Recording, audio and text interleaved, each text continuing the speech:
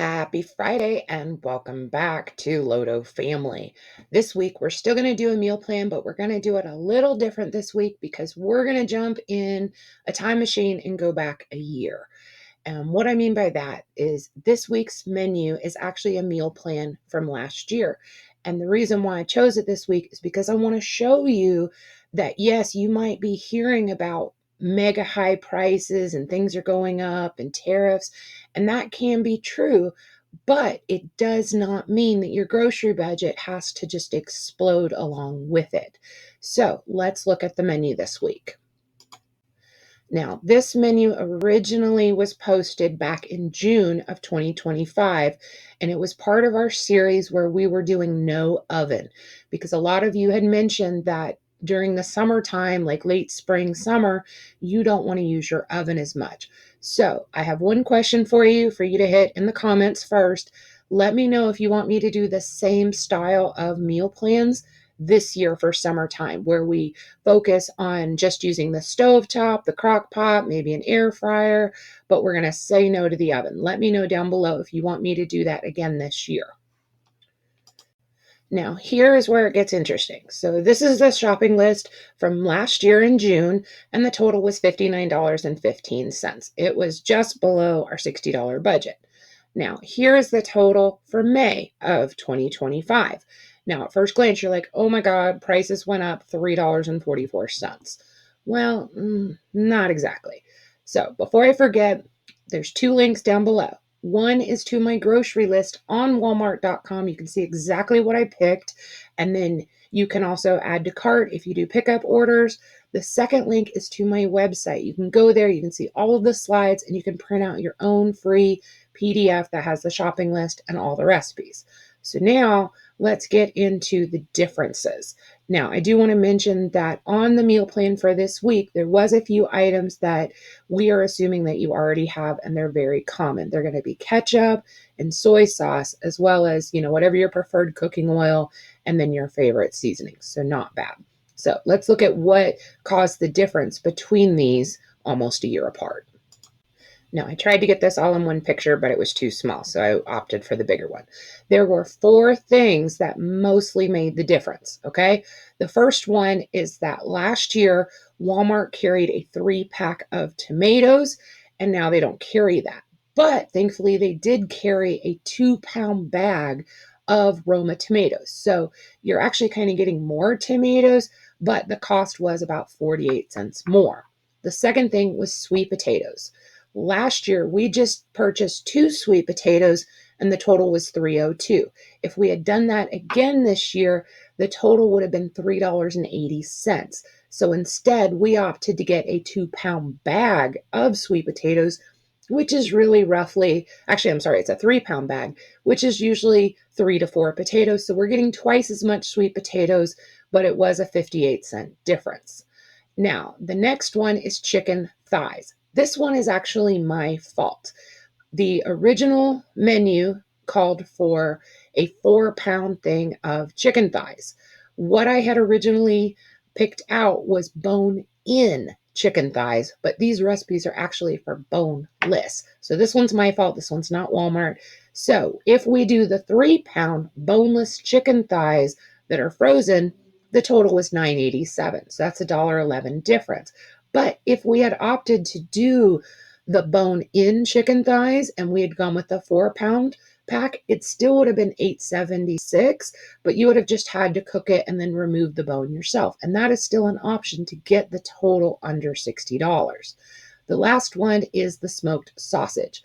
Originally, it was a John Morrell pack, which was a 7-ounce smoked sausage, and it was about $1.34. For some reason, this particular Walmart does not carry that right now. So the next cheapest option was a 13-ounce smoked sausage, and it was $2.86. So that's a total difference of $1.52. So I kind of ran this both ways. Overall, the difference is $3.44. But there are still some small ways that we could actually lower this total even more. One of the things is instead of doing romaine lettuce, we could have done iceberg lettuce. That would have saved us 14 cents. The bell peppers, it's a 3-pack, and it still was cheaper than it was last year, But if we had switched over to 3 green bell peppers, that would have lowered our total even more. The pepperoni actually went down. There was a bunch of things that kind of went down 10 cents and some items that went up 10 cents. But you can see overall it was not a huge difference. And this is why it's important to keep your eye out on prices and products. This year, it was cheaper to buy pre-shredded cheese by about 3 cents than it was to buy the block cheese that we purchased last year. So this is where it takes that you need to be a little bit flexible and you need to keep your eyes on those prices. So let's get into the actual recipes this week. This first recipe is for some simple pizza bagels with a spinach side salad. My kids actually really love to help make these because it's very simple. It doesn't really require dough. It's almost foolproof, if you will.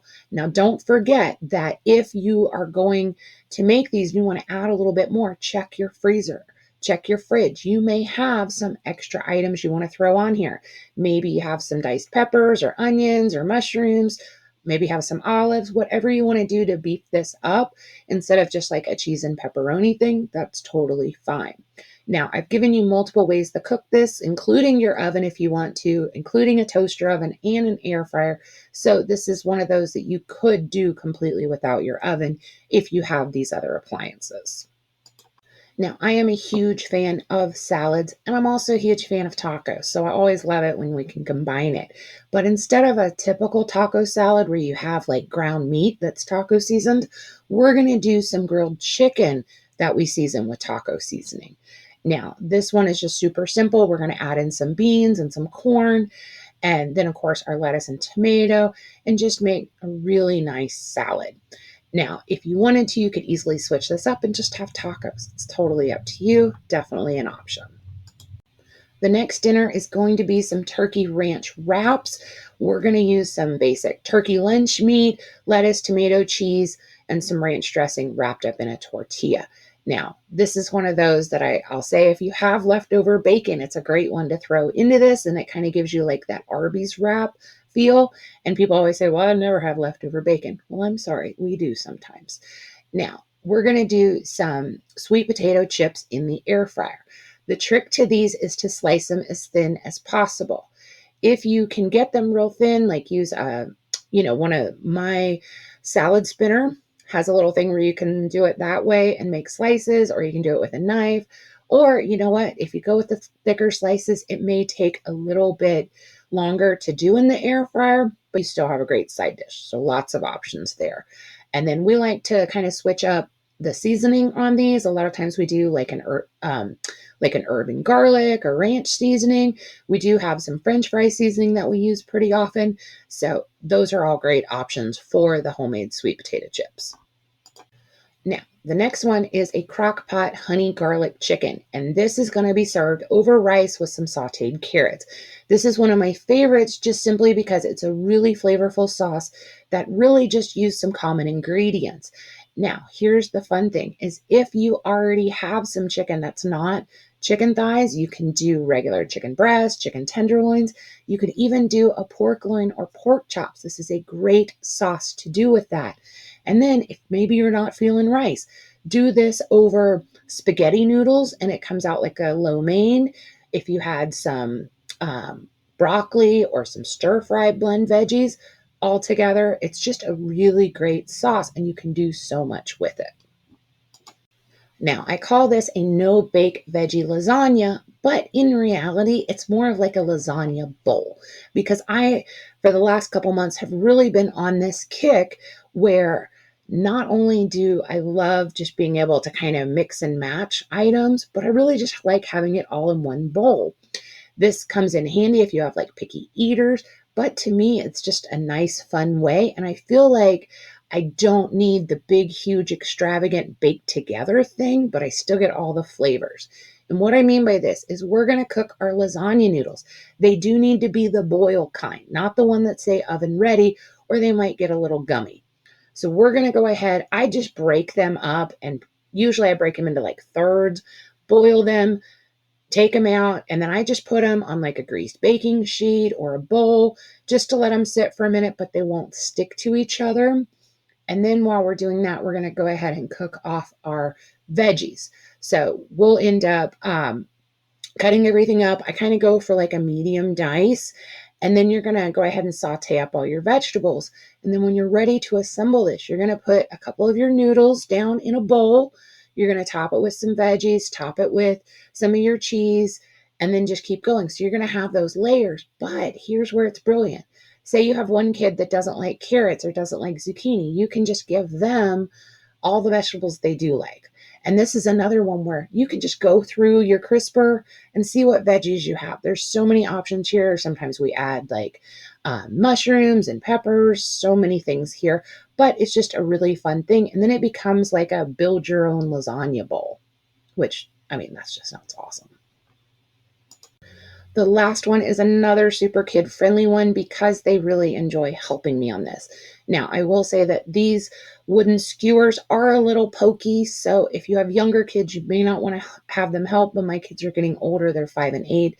And now they've understand, basically not to impale their hands. So now this is the one that was originally a 7-ounce smoked sausage, but we switched it out to be the 13 or 14-ounce one. So this will actually make a few more skewers, so you might want to make them more compact.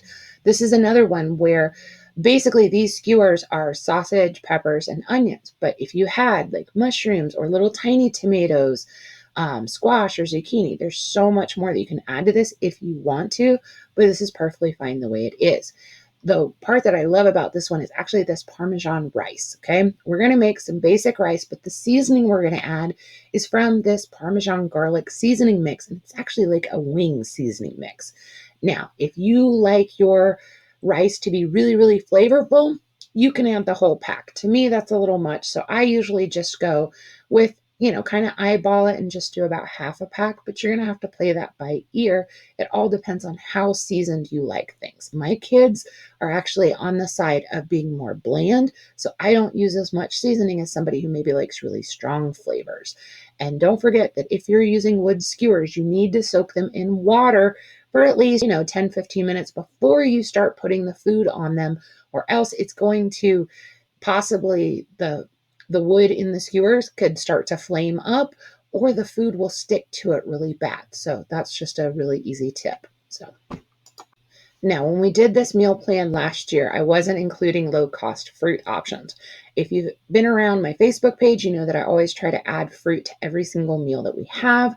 And these are some low cost options at Walmart this week. Keep in mind, though, that Walmart is not always the cheapest on all fruits, but sometimes they do have really good prices. Perfect example of that is these kiwis. These kiwis are typically under $3, whereas if I go to my local grocery stores, sometimes it's $1 per kiwi, and you usually get 5 in one of these.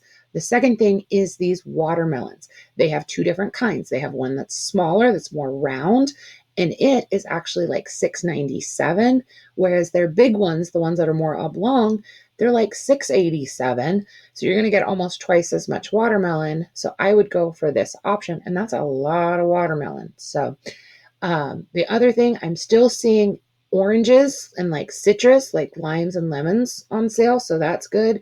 I'm starting to see more tropical fruits, which would be like your pineapples and your mangoes. Apples are kind of hit or miss. One week they'll be on sale and the next week they won't. But I did want to mention the avocados. I've seen avocado prices going kind of nutty, but their small Hass avocados are still pretty affordable. They're about a little over $3. Sometimes I can get them where it's like $2.87. So it hasn't changed that much. It's just a really good price if you are an avocado addict like I am.